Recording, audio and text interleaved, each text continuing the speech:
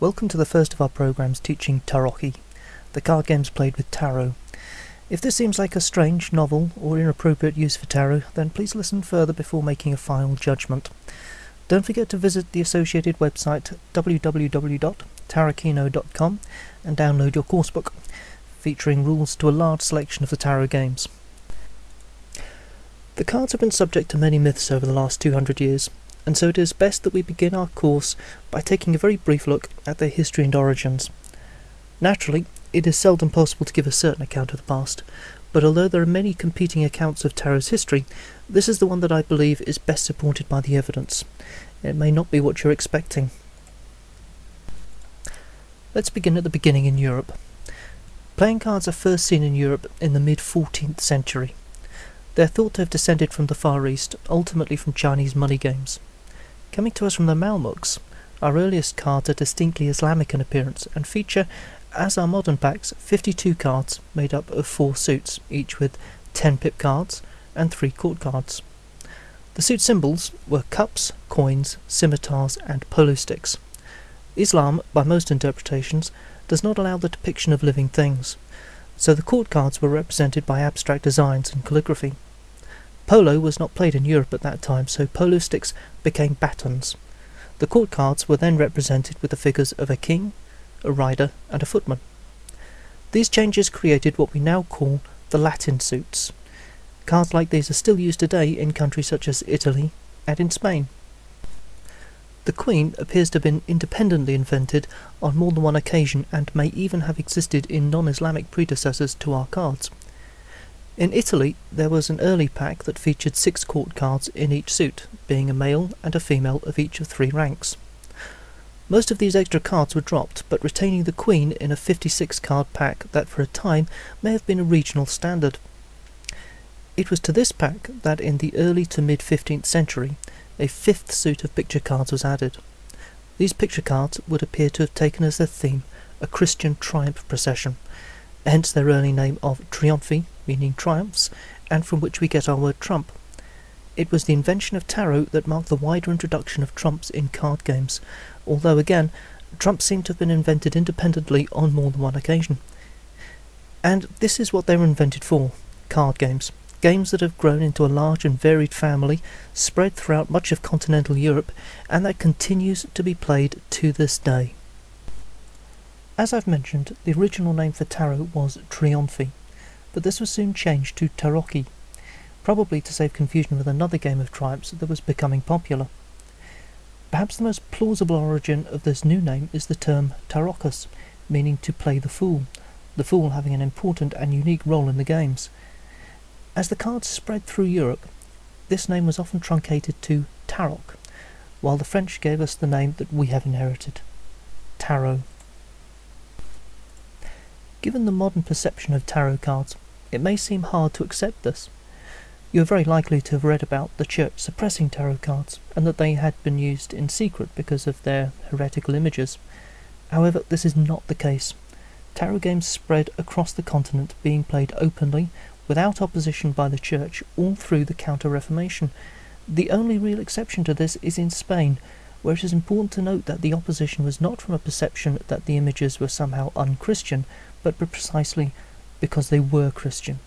The authorities felt that it was inappropriate to use such images in a card game, something they felt trivialized or disrespected the sacred.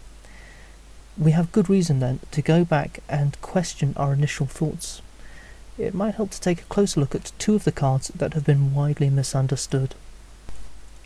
The female Pope, often renamed the High Priestess by modern occultists, is an excellent example. This must surely be heretical. But no, we are looking at the cards through modern eyes with a vision coloured by popular myth. If we are to understand what the images represent, then we must look at them in the context of their origin, Renaissance Italy. If we look at the religious art of that time and place, we find that the female Pope was an established figure in Christian art, being used to symbolise such things as the New Covenant and the virtue of faith. There was no heresy, which explains why there was no opposition. Another card that is often cited as having esoteric meaning is the Hanged Man, perhaps because it is difficult to see just what overt and obvious meaning it could ever have had. What are we to make of a man suspended by one foot, and often holding money bags? Some have suggested that it is Judas, though he would have hung himself by the neck. Others have suggested that it be the virtue of prudence. Indeed, the list of offerings is long and varied. However, if we again look at the card in context, we find a very different story and no mystery at all. The title of the Hanged Man was given to it by French card makers, but we know from written sources that in Italy it was called the Traitor, and little wonder, as this is how Italians used to execute traitors, suspended by one foot and left to die rather slowly and publicly. As for the money bags, we can find an explanation for them in another practice of the time, that of shame pictures. It was the practice to shame those who betrayed a trust by employing an artist to draw that person's likeness hung as a traitor, which would then be publicly displayed. Often this was done in the case of bad debtors, hence we can suppose the money bags. The beginning of the 18th century saw a big change in tarot in many countries. At this time, German card makers began to produce French-suited tarot cards that also gave up the traditional trumps in favour of a number of themes, such as animals or local scenes. This offered two advantages. The first was economic.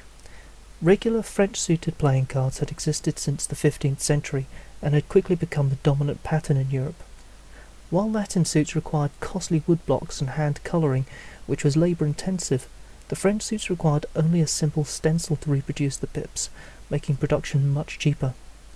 Additionally, by dropping the traditional trumps, the card makers could do more to show off their skills, as well as create cards with themes that might appeal more to their customers. This new pattern of tarot cards has now become the dominant form for card play. Tarot's occult associations do not arise until the end of the 18th century, when a Parisian occultist, Anton Corder-Gablin, published an article in his encyclopedia declaring that the cards were of an ancient Egyptian origin, brought to us by gypsies and codifying the lost knowledge of their priests. He did not present any evidence for his claims, but he made them at a time when Egyptomania was popular, and so his story captured the public imagination and caught on. He also published the first account of how the cards were to be used in divination. During the following 100 years, various French occultists took up the ideas of an occult origin and divinatory use and built upon them, developing still more elaborate myths. Until the end of the 19th century, these ideas were limited to just France, but then a small number of British occultists began importing the cards and translate the French occultist writings about them. In the English-speaking world, the cards seemed new and exotic, and the occult accounts of the cards were the only ones known. During the next century, the myth of tarot gradually established itself in the public psyche, and towards the end of the 20th century, a whole industry built around tarot reading began to establish itself and spread back across Europe. Since occultism first laid claim to tarot, there has been a growing tendency to redesign the cards to better fit occult beliefs. Thanks to this, there is a broad division between the types of tarot cards, those of the occult and those used to play games.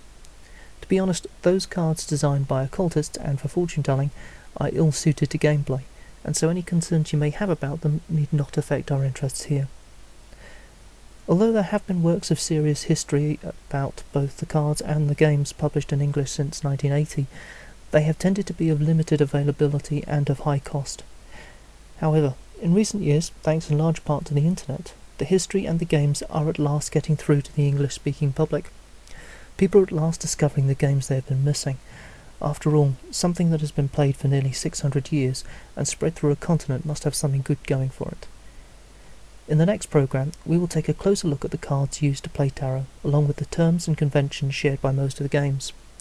In the later programmes, we will present a series of tutorials on how to play specific examples of tarot games, helping you to get started in playing them yourselves.